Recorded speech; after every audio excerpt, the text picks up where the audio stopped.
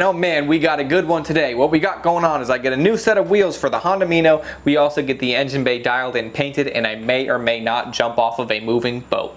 Let's get into it. And now, you're watching the I Can Imagine What Can Be and Be Unburdened by What Has Been the channel of YouTube. Welcome to BodeVision.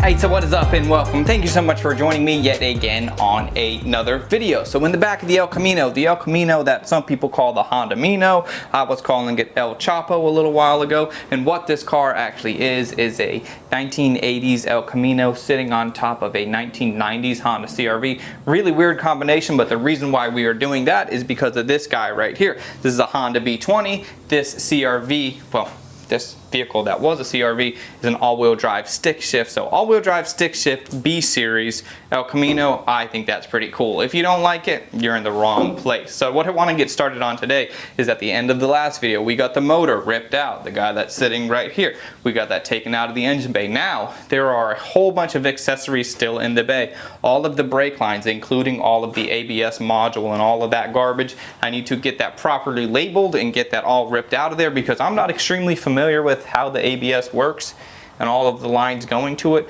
but I can look at something, I can label them, and then I can put them on the shelf and I can put them back together. So that's not going to be a problem for me. We also have all of the power steering pump, we have the harness, we just have a whole bunch of stuff still in the engine bay. And by the time I'm getting this engine bay prepped for paint, we need to have absolutely nothing in there except a few of the lines that are running underneath the vehicle. I can just kind of pull them forward. But the majority of the stuff has to get out of the engine bay, and the majority of the stuff will not get out of there if I'm sitting here talking to you.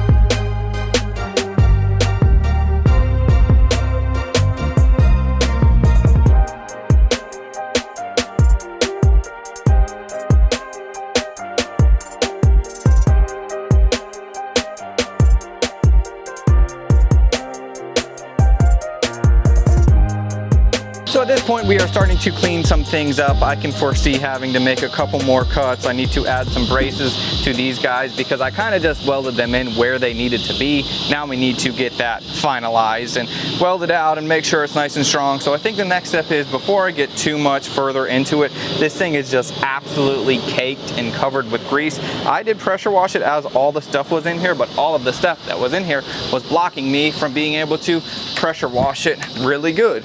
I'm going over here, I'm out of frame right now. So we're just gonna kind of get a quick degreaser going, spray it out. And it is pretty weird to pressure wash and get raw metal wet because it is just going to rust, but you gotta do what you gotta do. If you dry it off pretty quickly, it's not gonna have the opportunity to rust, and this is already surface rusted anyways, just from being raw metal, so we're gonna have to resurface it, which is fine. So let's go ahead and get this thing pressure washed, and then we can really dig into this engine bay to get it prepped essentially to do body work. I'm not going to go crazy with it. We just want to smooth over some of the edges. So body work, paint, then the motor goes back in, then we'll focus on the exterior of the vehicle. Cannot wait to show you that paint job.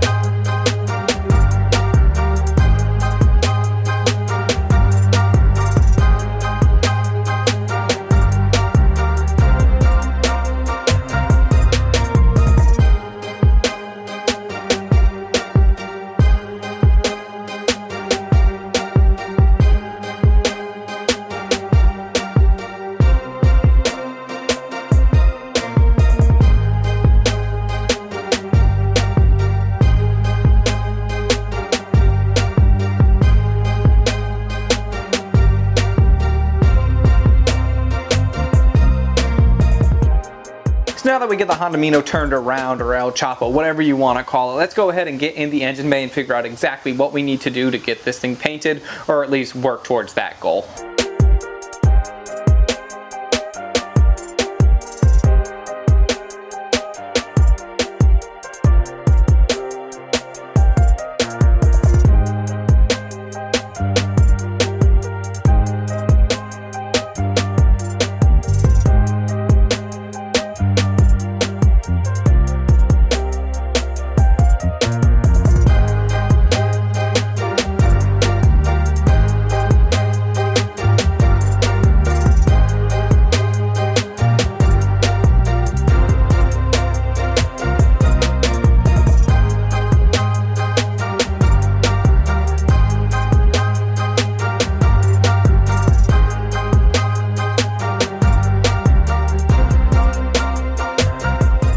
So at this point, all of the metal work is done. I've done a little bit of grinding in here, kind of knocked down some of the high spots. I'm gonna scuff it a little bit more. It's crazy because from one day to another, surface rust will start to pop up. So I need to get rid of that because I wanna do a little bit of body work in here, kind of smooth over some of the edges. We are not going to go with a full shave. It's just not that style. I don't even think that'll move the needle that much for what the entire build is anyways.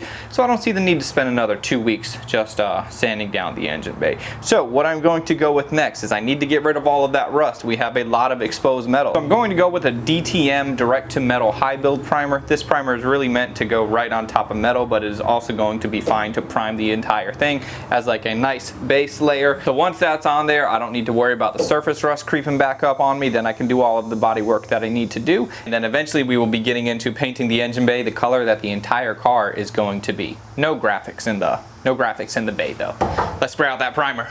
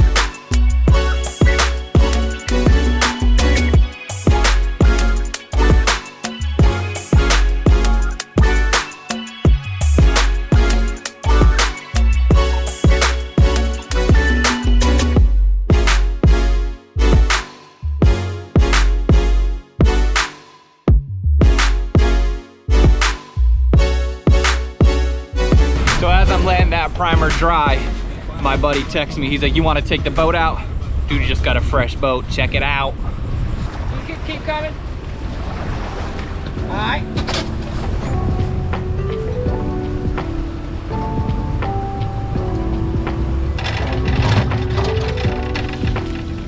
So before we would only ever take the boat on the river near us. Today we're actually going to take it out in the intercoastal, see what the ocean, see what that's like. Should be a real good time. Pretty tall dock, huh?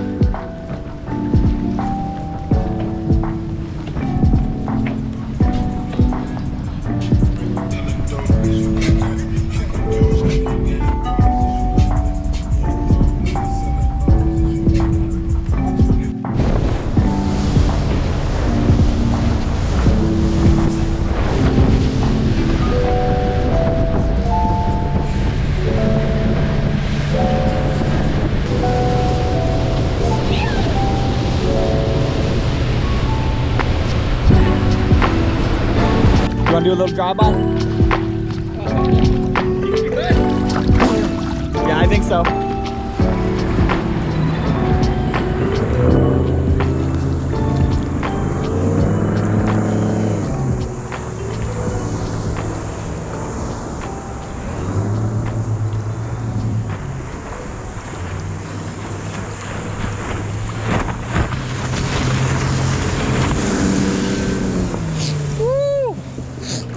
Manufacturer could pay me for that shot, boy.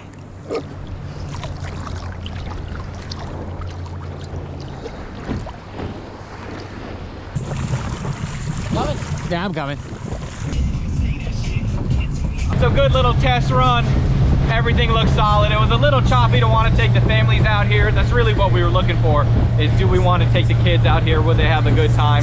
I think they would, but ultimately the river's a lot smoother, a lot nicer. So it was cool. Cool experience. I'm not mad that I took a break from priming El Chapo over there. Come out on the water, have a real good time. All right, so good time messing around on the boat. Now here we are back at the shop. This is actually a few days later. The last couple days I've just spent my time doing a little bit of body work to smooth over some of the edges in here, just so that way it all looks really nice and solid in the end. I'm not going for a crazy tuck. I'm not going for anything crazy.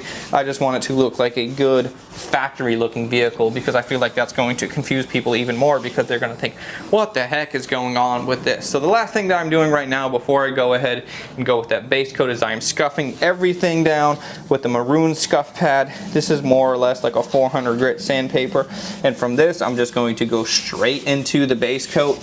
On the outside of the car I'll probably do a sealer, then a base coat and clear coat. This over here I'll just do base coat and clear coat, because an engine bay in reality it's going to be under a hood. You're not going to see it nearly as much. It's a lot lower stress, lower impact of a thing to do.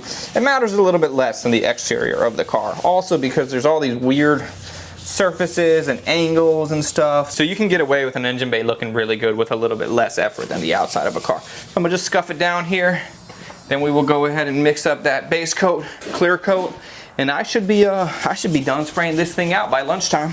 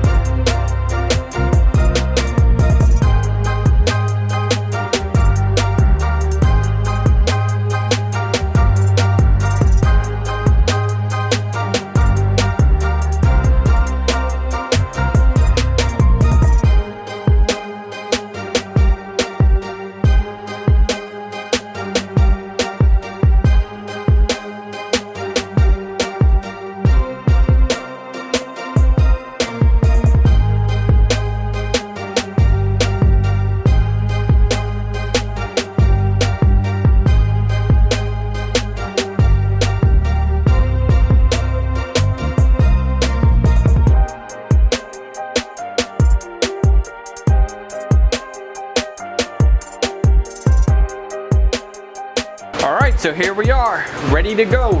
The moment of truth. So this color is actually NHO. I believe it's NHO. I know a lot of codes. Yeah, NHO, Honda Championship White. The Honda B Series, the best B Series, came in the Civic Type R and Integra Type R, and one of the color options for that vehicle was Championship White. So it's kind of a off-white, a little bit more creamy. It'll look really good in the engine bay. Now I do have plans on the outside to do some kind of retro 70s looking old school GM graphics, but a really nice base for that is going to be this Championship White. So full white, don't know, white with graphics, I think it's going to look really good. Also, the wheels that I had got quite a while ago for this, those American racing wheels, I never got them to fit properly. They had good tires, so I bought them as if the tires were going to be good. The tires were all off, so I got rid of those and I picked up a different set of wheels. And also another reason why I wanted to go with this kind of off-white is because I want to do a bunch of black accents, and I think that looks pretty cool. We're going to go with black trim around the window, around the bed, and the front bumper, since I sectioned it, I would have to get it re-chromed, which costs a lot of money, or I could paint it black. So I think a black front bumper, black back bumper, black grille, maybe around the headlight bezels and all of that stuff, black would be pretty cool. Enough talking about it, man. Let's get this sprayed out. So my plan is we're just going to go right into it. As I mentioned earlier, the car is going to get a sealer. The engine bay, not so much. We're going to go 2 coats of this Championship White, stack 2 coats of clear on that, and then we're going to have the bay knocked out.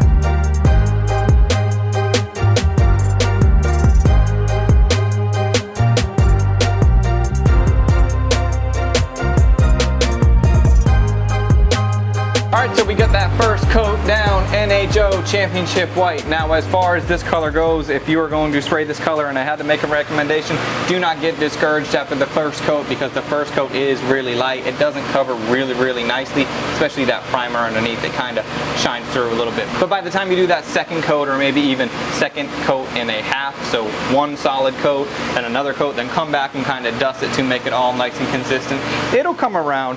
You'll get good coverage. And keep in mind too, the firewall is covered by all of these things like brake lines and whatnot. No matter what, in the end, what we got going on will look perfect for what this car is and for the entire goal of it. I'm happy with that. How it looks, I think it looks pretty solid. Inside all of the wheel wells, we're going to go with a black rock guard. I was thinking that area up there, I might also go black because the hood kind of sits there. So that's like a little awkward area that I haven't committed on yet, but I can just go ahead, clear coat the entire thing as well as that upper area, and then make a decision on that upper area if I need to. So let's go ahead and get that clear coat mixed up, lay it down, and I cannot wait to see the light reflecting off of this thing, man. Really good stuff thus far.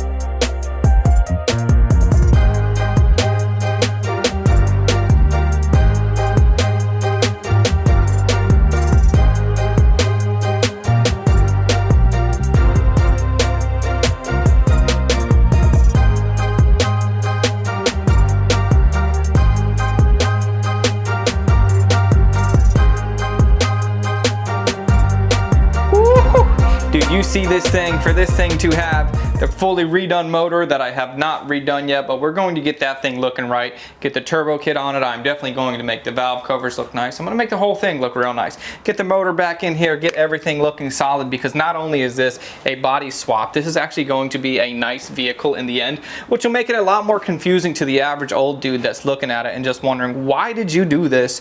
Why did you spend so much time on this? It's for the person to ask me that question. I want somebody at a car show to look at this and be confused. That's the main goal. So what we got going on in here, this area that's just still primered and all bare and kind of messed up looking, we're going to go with a rubberized undercoating. This is a really good product. I'm going to go with that in there. I'll probably even do the subframe this color just because it's nice and quick and easy. No need to overcomplicate any of this stuff, because ultimately we want to get this project going and we want to get this project back together. Another thing that I mentioned earlier, I wanted to show you these guys that I just picked up. Check out this steel. Let me not get like dirt over the paint. So this thing, these wheels, I picked these up on Marketplace for $200. They are very similar to what was on here before, but what was on here before was a 15 with a monster tire. This guy right here is a 17. I'm going to have to get new tires because we're not going to be running NASCAR slicks on this thing. It'd be pretty cool if we were, but we are not going to be. So I might get these test fitted. Maybe should I do that now? Should I just go ahead and throw them on there so that way we can get a good look at this thing, get this thing pulled out? That would mean I'd have to put the suspension back on the front so that way I can put the wheels on and get it pushed out. What time is it? I think it's now. No better time than now to get these things thrown on, then we can really take a good look at this thing. Engine bay, wheels, this thing is really coming together.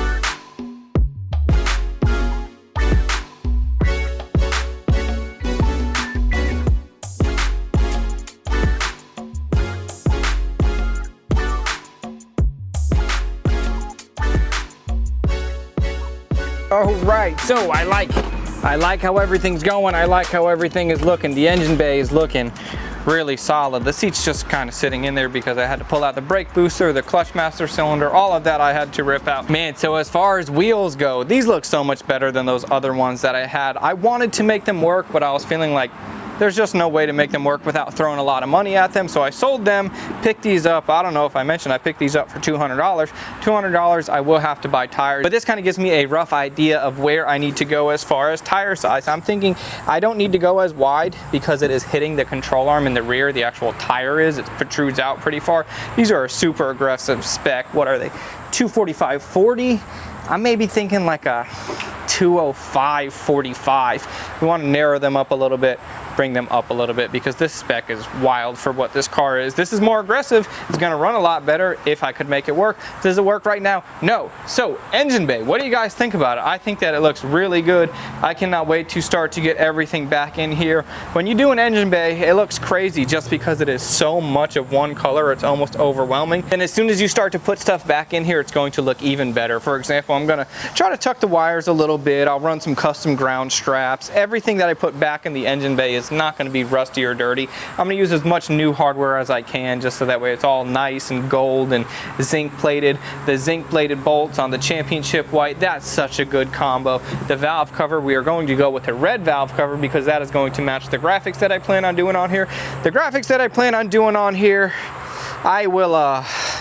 I will get to them when I actually do that. So you see the color that the bay is. That color needs to wrap around completely into the jambs. In this area, like I said, I'm going to be doing rock guard. I will also be doing rock guard or a rubberized undercoating on the subframe to make that look a little bit better. What you got going on, Lola, huh? And that stuff we will get knocked out relatively quickly. So let me know what you think of everything in the comment section down below. I know this is not as good as your uncle's Elco, but Uncle Elco is who I look up to and who I aspire to be. So thank you guys so much for watching. Like this video, comment, subscribe, do all the stuff. You know what it is, YouTube. I will see you in the next one. I'm out.